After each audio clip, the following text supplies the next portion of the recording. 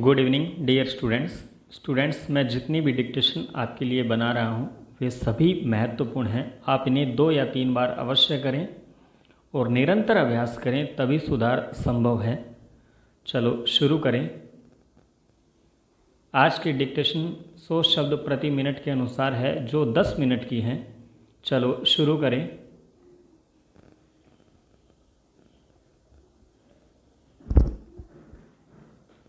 शुरू। हालांकि राजनीति में आपराधिक छवि वाले नेताओं के मामले में समूचे देश में तस्वीर कोई बहुत अलग नहीं है, लेकिन बिहार के चुनावी रण में उम्मीदवारों को देखकर लगता है कि दल चाहे जो भी हो, उनके नुमाइंदे एक जैसे ही हैं। जब 1/3 उम्मीदवार आपराधिक पृष्ठभूमि के हों और इतने ही करोड़पति, तो लगता है कि देश में जनसेवकों की बहुत कमी है। सभी दलों का एक ही उद्देश्य है कि जैसे भी हो उसका उम्मीदवार जीतने वाला हो, फिर वह चाहे अपराधी हो या बलात्कारी। हम कैसा देश और समाज बनाना चाहते हैं इन जनप्रतिनिधियों के सहारे? क्या आज सभी दलों की नैतिकता खत्म हो गई है? क्या देश प्रेम और राष्ट्रवाद की बात करने वाला दल भी दलदल नहीं बन गया? इन दलों और इनके मुखिया से जो उम्मीदें थीं वे शायद झूठी थीं। अब खुद आम जनता को जागना होगा अगर देश का लोकतंत्र जिंदा रखना है, वरना मौजूदा लगभग सभी दलों से जो यह उम्मीद रखना बेमानी होगा कि वे जनहित में कोई सुधार करेंगे। आज राजनीति का एक ही उद्देश्य बच गया। लगता है कि येन केन प्रकारेण सत्ता हथियाना, उसके लिए चाहे अपने सिद्धांतों को ही तोड़ना पड़े। इसलिए आम नागरिक के उठ खड़े होने का समय आ गया है। अभी भी अगर वह नहीं जागा तो देश में न लोक बचेगा न लोकतंत्र। पैरा। आज ज़रूरत ऐसे नेताओं की है जो धर्म जाति की बात पर वोट न मांगे, बल्कि देश की अखंडता की बात करे, जनता के जीवन यापन से जुड़े मुद्दों पर बात करे। साथ ही संविधान में प्रावधान करना चाहिए कि जो नेता काम नहीं करे या किए वादों पर खरा न उतरे, उसे नागरिकों को वापस बुलाने का अधिकार हो। यही नहीं, जो भी दल या नेता जाति धर्म के आधार पर वोट की अपील करे, उसके चुनाव लड़ने पर प्रतिबंध लगाया जाए। पैरा। स्वच्छ हवा में पर्यावरण को बचाना आज हमारी सबसे बड़ी ज़रूरत है। हमारी परंपरा और संस्कृति में पर्यावरण के संरक्षण की बात कही गई है। पर्यावरण के बगैर मानवीय जीवन का अस्तित्व संभव नहीं है। दीपावली साफ सफाई का पर्व है, लेकिन यह बात जानते हुए भी हम क्यों अपने पर्यावरण को, अपने आसपास के वातावरण को प्रदूषण से भर देते हैं? वर्तमान में हमने प्रकृति के कहर को देखा भी है।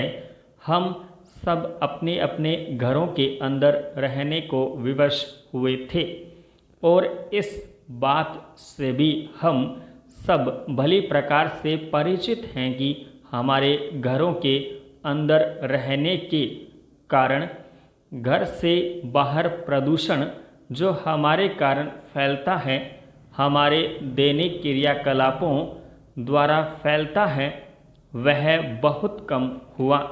इसके कारण हमें प्रकृति के बहुत सुंदर दृश्य न जाने कितने वर्षों बाद देखने को मिले।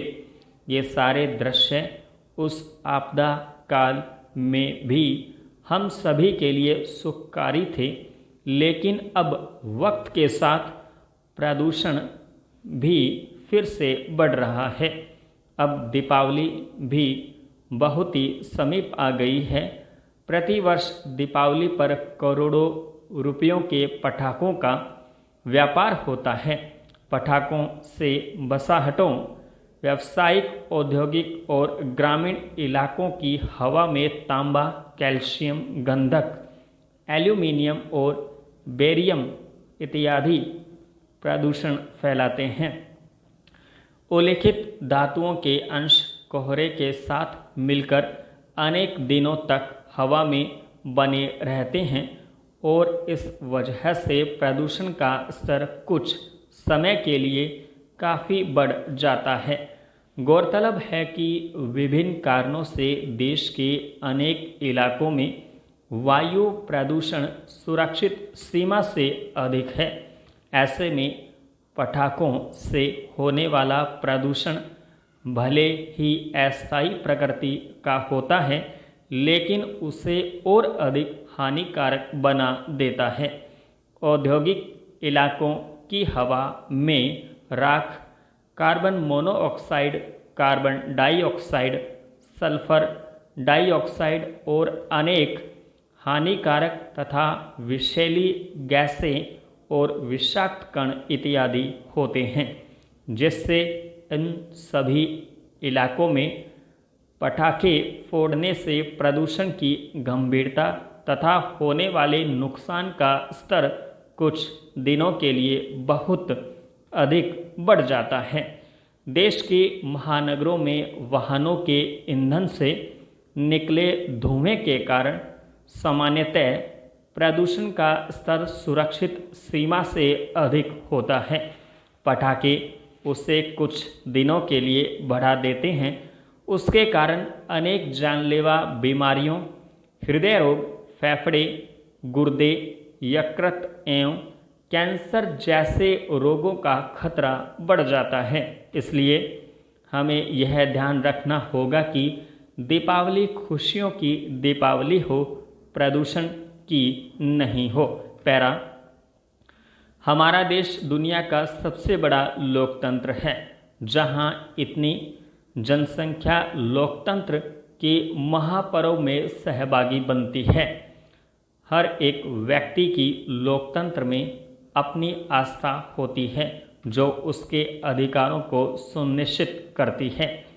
इसी प्रकार हर एक व्यक्ति की अपनी एक राजनीतिक समझ होती है, जिसमें विचारधारा, क्षेत्र और मुद्दों के अनुसार वह अपने जनप्रतिनिधि को विधानसभा और लोकसभा में चुनकर भेजता है और अपने प्रतिनिधि से आशा करता है कि उन तमाम मुद्दों और विचारधारा के अनुरूप वह राजनीतिक प्रतिनिधित्व को आगामी 5 वर्षीय कार्यकाल तक बरकरार रखे।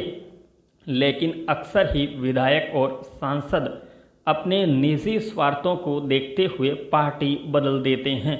वे भूल जाते हैं कि हमें हमारी जनता ने किस उद्देश्य को लेकर अपने प्रतिनिधि के रूप में स्वीकार्यता प्रदान की थी। लगातार इस प्रकार की घटनाओं से आम जनता को आघात पहुंचता है।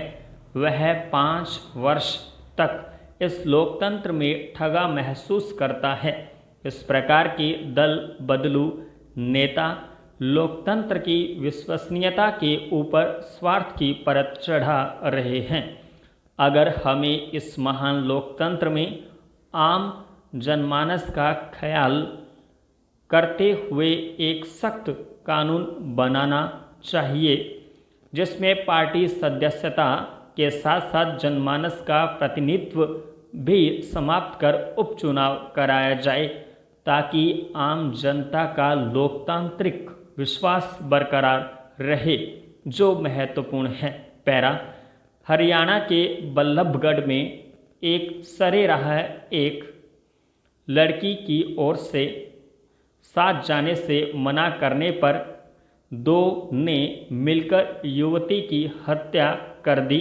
आपसी विवाद की सूचना 2 वर्ष पूर्व देने के बाद भी शासन और प्रशासन द्वारा समय पर कार्रवाई न होने से अपराधियों के हौसले इतने बुलंद हो गए कि उसकी परिणति हत्याकांड में हुई।